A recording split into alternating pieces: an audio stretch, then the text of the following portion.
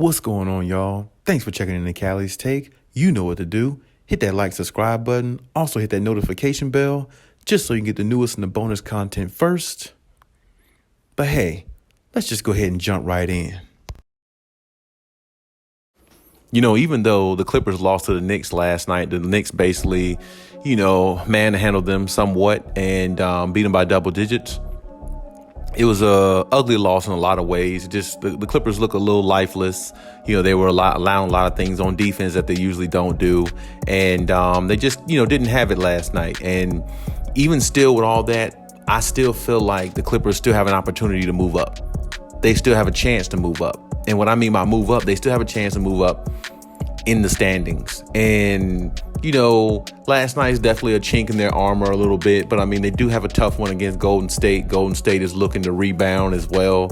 So I did say last week that they had a 10-game stretch coming up and they can go 7-3 out of those next 10 games. That would still, put them in good contention to possibly move up and still be able to get that 6th seed and chase it.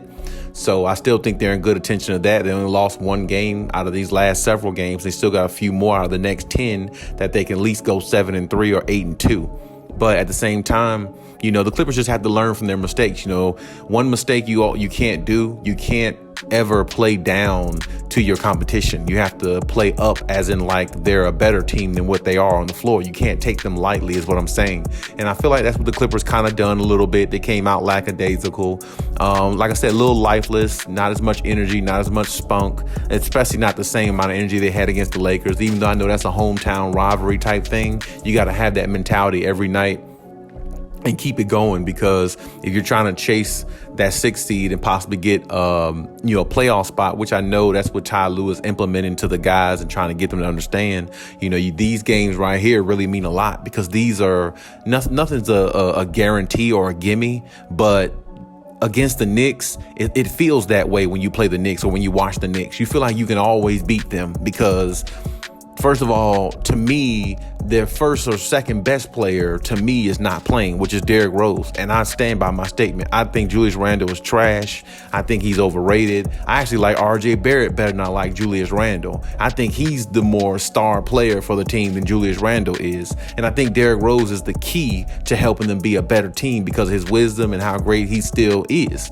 as a player, or how good he is still as a player. But point is, the Clippers can't play down the competition. You have to play above the competition. You have to treat every opponent like, they're a problem. They're an enemy. They're somebody standing in your way of getting to where you want to get to.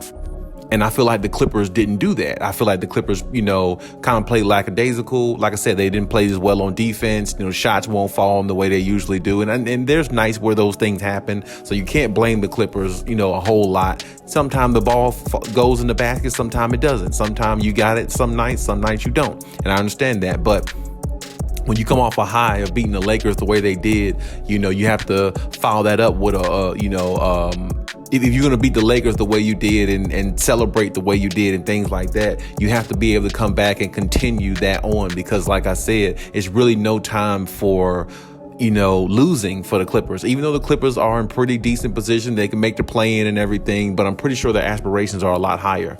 And, every game counts. And like I said, if you're going to play down to your competition, you're going to lose a lot more games than you should. You're not going to win as many games as you should. And I hope that the Clippers don't do that. I hope they find a way to just resurge themselves and, be comfortable and play loose and play, with confidence, because that's what breeds that's what helps them win. That's what helps them, gel as a unit, by playing with confidence, understanding what they have on the floor and play within their means. Now, I will say this. I was a little upset at Zubac.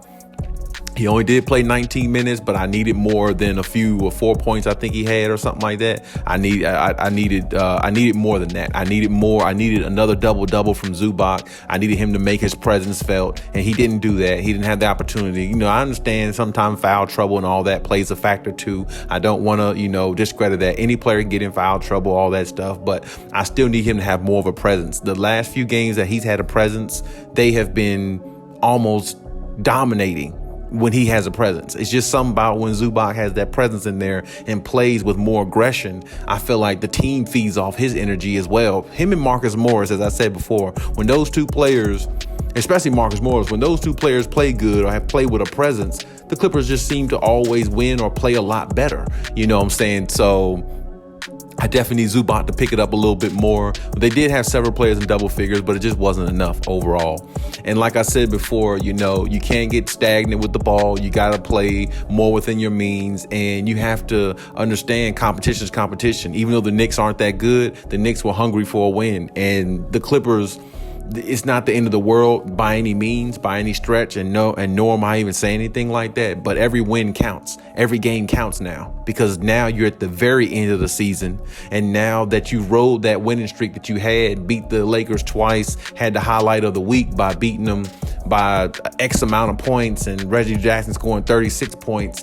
Now you're lifting your own expectations a little bit higher, because now that you've went through this week and basically dominated, now you come to a Knicks team that had you down by almost 20 something points, and you found a way to fall to them. But it's okay, because like I said, you still have time to, redeem yourself and still have time to get that 6th seed. But the point is, don't fall into that trap too much. You know what I'm saying? Don't fall into the trap of playing down to your competition. Within the next week, you might have to play a team like the Wizards, but go out there and play a team like the Wizards the same way you played the Lakers. You see what I'm saying? Don't play down to your competition, because you're going to lose a lot of games that you should win. And now you're going to keep yourself in the play-in tournament, which means anything can happen. And now if the Clippers happen to fall in the play-in tournament and can't get out of it, because for some reason their schedule is a little tough going down the latter part of the season, and Kawhi and PG don't come back or something like that, or whatever the case may be,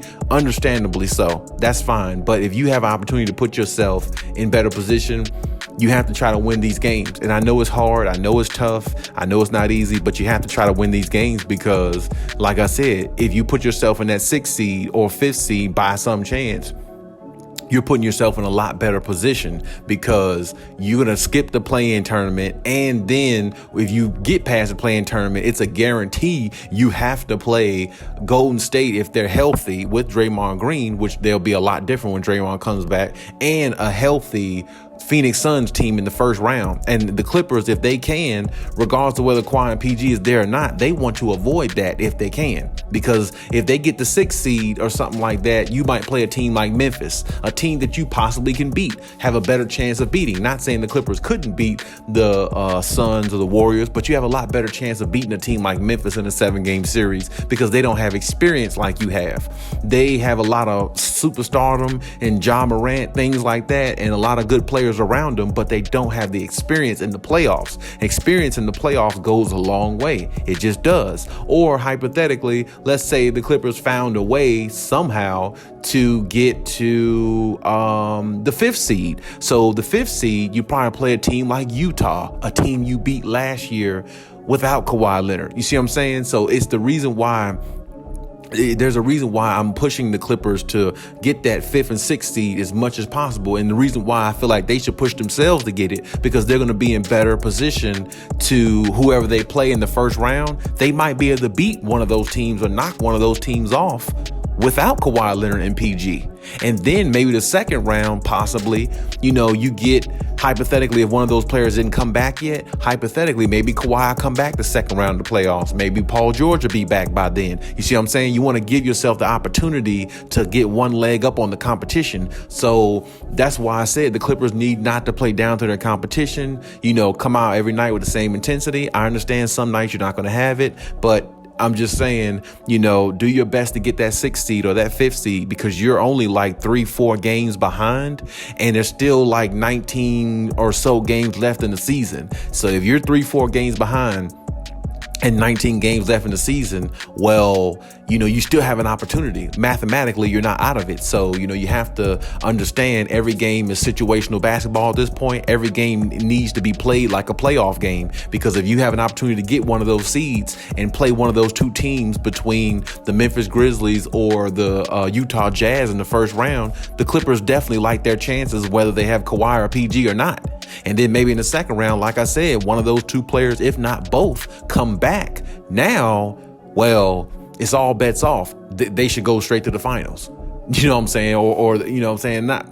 Nothing's a guarantee, but it's a lot better chance that they will. You see what I'm saying? So in my mind, the Clippers just have to take this one in stride. It's one loss against the Knicks. Oh, well. But, learn from your mistakes. Learn from, not playing down to the competition, and understand that every game counts more so now than ever, because you have an opportunity to do something that nobody in the NBA and the NBA world thought you could do, which is make a playoff spot or roster or make a playoff, be in the playoff seedings, the 6th seed and up. Being a seed in the playoffs rather than being somebody or a team in the play-in. And nobody thought the Clippers would be able to do that, especially when Paul George went down. And the Clippers have been overly impressive since then. So hopefully they can keep it going, and hopefully, they can make this push and build on what they have and keep it going for the future so they can make a run in the playoffs. But hey, that's my take on everything. You leave any comments in the comment section as always. And hey, Khaliis out.